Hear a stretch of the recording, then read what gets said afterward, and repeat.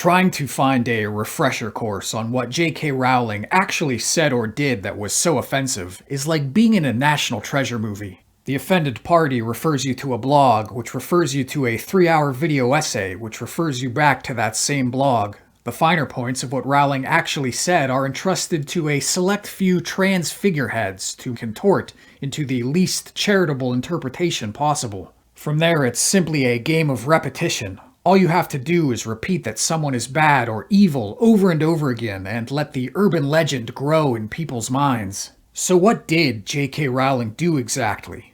So Hogwarts Legacy has come out. It seems like it's been a pretty big success. I don't have a PlayStation 5, so I'm not going to be able to play it for a while. I'm not that confident of how well the game is going to work on PS4 or the older generation Xboxes or whatever. But in any case, this isn't really about that. So the game has come out, and it seems like people are enjoying it, despite all the noise, despite all the efforts to browbeat people into not playing it, into not giving it any attention. It seems like a lot of people have just decided to, ignore all that and play it and have fun and stream the game and do what they want. But with all that, there's been this kind of tenor of, we're going to separate the art from the artist. It doesn't matter what J.K. Rowling said. I'm going to play the game because she doesn't have any involvement, this or that, whatever. And that's fine. That's a good start. But in all this, I don't see many people stopping to ask what J.K. Rowling actually supposedly said or did that was so offensive. It's just kind of taking as kind of a de facto immutable position that she's the devil. She's the literal devil. But we can sort of set that aside for this. And I don't know. I wish sort of more people would just kind of. I feel like there should be a higher burden of proof. If somebody is calling you the devil, there should be a higher burden of proof. You should be able to very easily point to what that person said or did that was worthy of such demonization. And if what she did is truly that awful, it seems to me like you should be able to very quickly and accurately point out the issues. I've read some of this here. I've read some of what she said that was supposedly so bad, and I don't see it. It just seems like the classic case of people wanting to be offended, people wanting to make a demon that they can rally around and point to, and just sort of it again, sort of trickling down from these sort of thought leaders.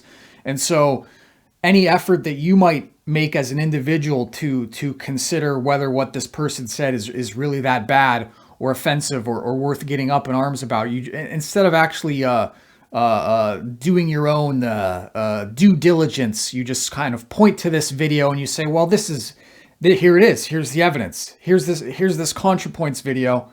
Here's the evidence that she's an evil person. Here's a lengthy essay. But here's some of what J.K. Rowling initially said that sort of steamrolled this whole thing. This is another thing is when people become so hated, when they become such a figurehead of one position or the other, it kind of is a snowball effect where one thing leads to another, and it is kind of hard to really pin down and trace what is so bad about this person. But she says here, I guess this was after this Maya Forrester person was fired for saying something. Again, you have to go down this whole rabbit hole. And my issue is like the kind of normies, the kind of detached normies who really do just kind of want to play this game, the video game. I know they haven't. They probably haven't gone down this whole rabbit hole to try and like unravel and untangle like what's the issue here. They just kind of take these other people's words for it. They just take their words for it when I don't know. I think they're kind of operating under the same sort of fear and trepidation where they don't want to get the amount of bullshit that J.K. Rowling is getting. So anyway, she says on in some tweet thread here on June 6th of, I think it was 2020. She says, if sex isn't real, there's no same-sex attraction. If sex isn't real, the lived reality of women globally is erased. I know and love trans people, but erasing the concept of sex removes the ability of many to meaningfully discuss their lives. It isn't hate to speak the truth. So first off, this is kind of just like what the trans community has been saying. Their whole thing for like so long was that sex and gender are two different things, and I haven't heard that kind of line of thinking too much anymore. But the sort of company line was always that sex and gender are different, and it seems to me that J.K. Rowling is kind of only pointing out that fact. It seems like they want to present this theory that sex and gender are different, but then when somebody actually points out the differences between sex and gender, then that's like sort of breaking kayfabe, that you're not supposed to do that. You're just supposed to sort of take everything in this sort of a broad, abstract point of view of trans women are women, and there's no distinction, and that's just kind of the depth of which you're supposed to interpret this phenomenon. But she goes on, okay. The idea that women like me, who've been empathetic to trans people for decades, feeling kinship because they're vulnerable in the same way as women, i.e. to male violence, hate trans people because they think sex is real and has lived consequences, is a nonsense. Again, it doesn't matter like how much you defer to them. It doesn't matter how careful or charitable you are in your language. They're going to take your words into the least charitable interpretation. One of the things about the sort of in sort of following the demonization of J.K. Rowling is just sort of, she starts off with being kind of very conciliatory, trying to meet people in the middle, and people just aren't having it. They respond with anger and vitriol and threats, and so it's of course only going to make J.K. Rowling less sympathetic. It's only going to make people less sympathetic if you are being as conciliatory as possible, but then people respond to your very mild criticism with just very vicious attacks. Anyway, so the final tweet here, she says, I respect every trans person's right to live any way that feels authentic and comfortable to them. I'd march with you if you were discriminated against on the basis of being trans. At the same time, my life has been shaped by being female. I do not believe it's hateful to say so.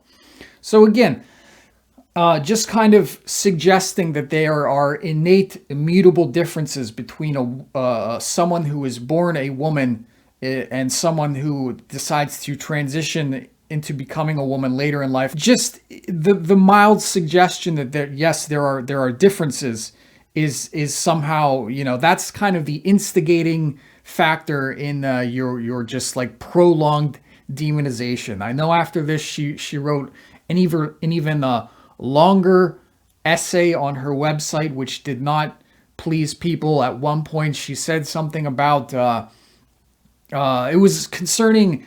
There's all this language about menstruating people who menstruate, and Ms. Rowling, she took issue with that. She said, well, if only there was a word for that. If only there was a word that described people who menstruate, implying that the word was woman, and that this overly sort of HR style language, this very vague, kind of dehumanizing language. I think that was one of the things that she mentioned, was that the language is kind of dehumanizing and robotic in its usage. Just like you're reducing people to a function, menstruating people, lactating people. That seems to me that was her position. It doesn't seem like a very inflammatory position, and so I don't know. Again, I think there should be a sort of higher burden of proof to just thoughtlessly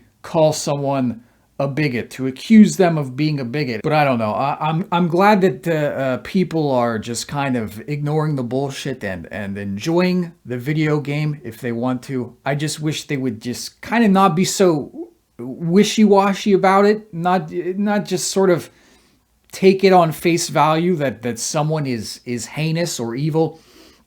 Uh, that's all I got to say about that. Goodbye.